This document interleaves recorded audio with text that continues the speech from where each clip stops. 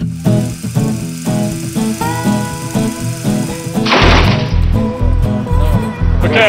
This is Charlie Wilson. Here, he's inside Afghanistan, in the war zone, a few miles from Russian combat troops.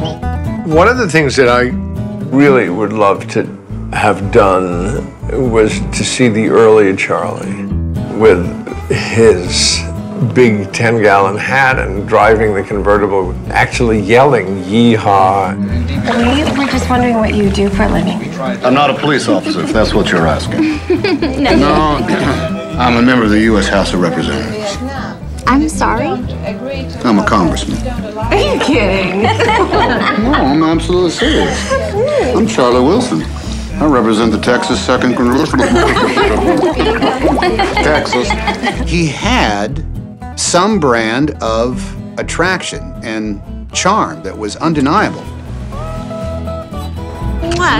He was a character described as larger than life, also described as one of the only guys ever known that could strut while sitting down.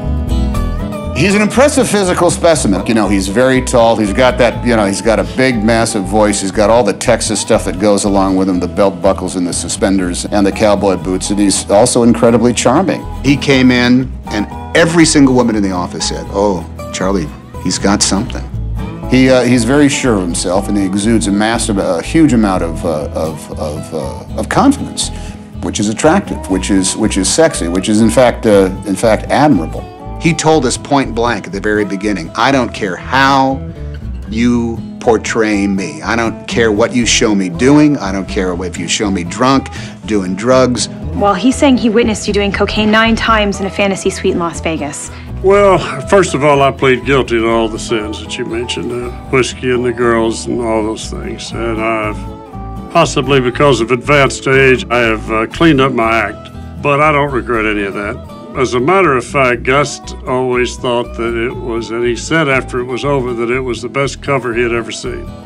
Because the Soviets that were following Congress just absolutely didn't take me seriously. And that turned out to not be smart on their part. $35.5 million? Which you'll be able to appropriate. Yeah.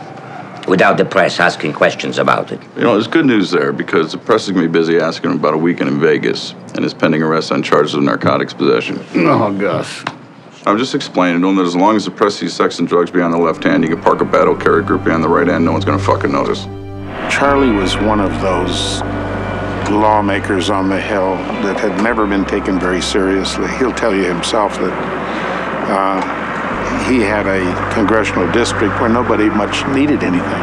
All they wanted their churches and their guns and to be left alone. So Charlie had no trouble getting reelected, but the core of thinkers in Washington would classify him as one of the 25 least effective congressmen at any particular time. He was very well liked, and he was able to make a lot of deals with other congressmen and committees and say, "Hey, I'll give you this if you give me that." And he became very influential and was very well liked. He was fair. He never promised anything he couldn't deliver. He treated everybody as he does now. He's so much of a gentleman. He's such a kind man. He doesn't attack anything or anyone. He's careful. He might look askance, he might raise an eyebrow, he might question, but he's just not that kind of guy. Charlie Wilson is the only politician I've ever met, with the possible exception of Castro, who is in the moment and is not pre-recorded. And I love sticking it to the Russians. And I think most Americans do. They need to get it back, and they're getting it back. He's talking about it right now, and he answers your questions right out of his head. He doesn't have anything ready. But after they made the decision to fight to the end, no matter what they had, then I said we just simply can't allow people this brave and this deserving to sell their lives cheaply.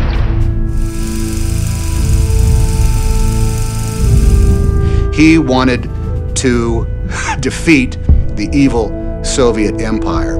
He wanted to bring freedom to the Afghan people. They're digging in for the last stand at Gardez, and they're going to lose. And I love it. The first time I heard it, his name was from a fellow named Abdul Rahim, who was a prominent spokesman for the Mujahideen, who told me, Charlie Wilson is the most important man in Congress for us fighting this war. That's the first time I heard about it, and then I began to learn more.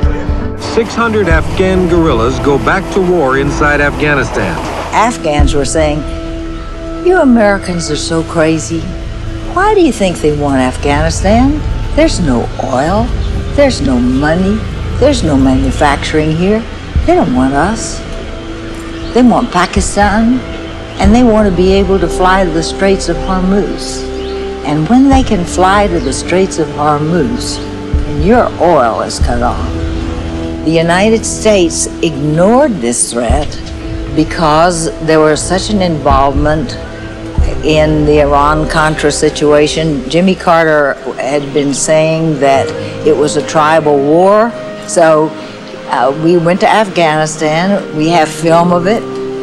We came back, we showed it to everybody that we possibly could, and we showed it to Charlie, God bless him. Joanne persuaded me to go to Afghanistan and to take a look myself because she was desperately trying to get someone interested in it. So she deserves a lot of credit. Don't underestimate me, Charlie. Believe everything you've heard.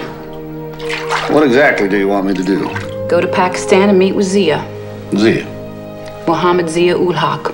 That was an experience that will always be seared in my memory, was going through those hospitals and seeing especially the children with their hands blown off from the mines that the Soviets were dropping from their helicopters.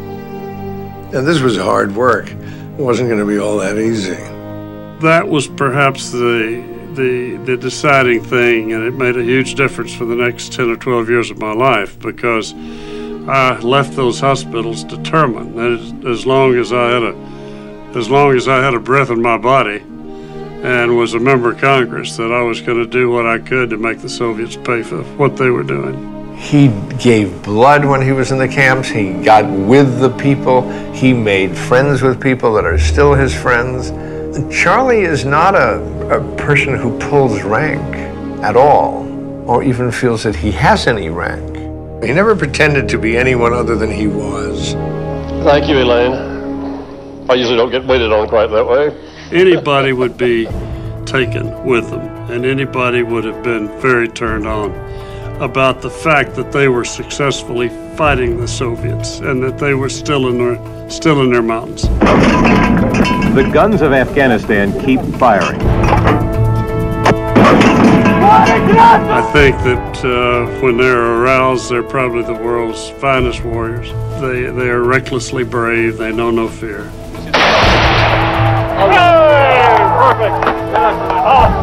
This is probably the most heroic resistance to tyranny in modern history. I was just impassioned by the resistance, and I was impassioned by the obvious, harsh terror tactics that the Soviets were using on these somewhat defenseless people. So I came back, and I spent the next 10 years of my life, every waking moment, to increasing the amounts of money and to making sure they got the right weapons. I don't think we're doing as much as we could, and as much as we should, and as much as they're entitled to. So what else did they need? Same thing you give us, AK-47s, AK-74s, AK-MS. Soviets didn't come into Afghanistan on a Eurail pass. They came in T-55 tanks.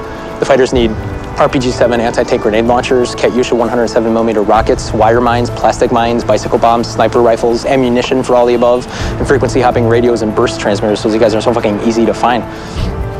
So I've written it all in a report you can read.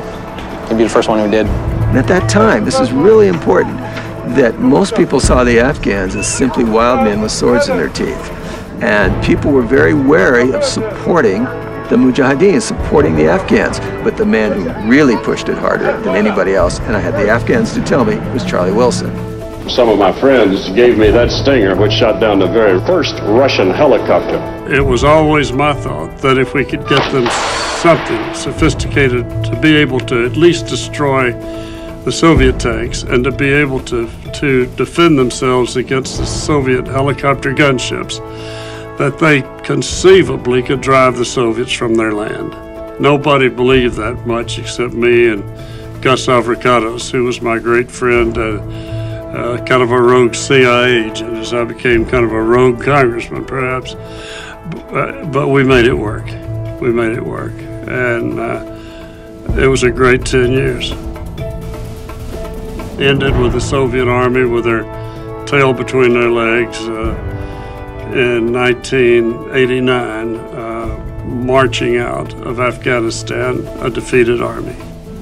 Unbelievable. And what he did was convince Congress back in the 80s to provide several $billion worth of weapons to help what were then called freedom fighters drive the Soviets out of Afghanistan. And it worked. We started out in 1979 with $5 million. We ended up in 1989, 10 years later, with something in excess of $2 billion. This is what we always do. We always go in with our ideals and we change the world. And then we leave. We always leave. But that ball, though, it keeps on bouncing. What? The ball keeps on bouncing. We've spent billions. Let's spend $1 million on HR 118 and rebuild the school. Charlie, nobody gives a shit about a school in Pakistan. Afghanistan. Wilson says America is making the same mistake it made before. He warns that if the U.S. doesn't help the Afghans to rebuild their society, the country could easily descend into another civil war and be taken over again by terrorists.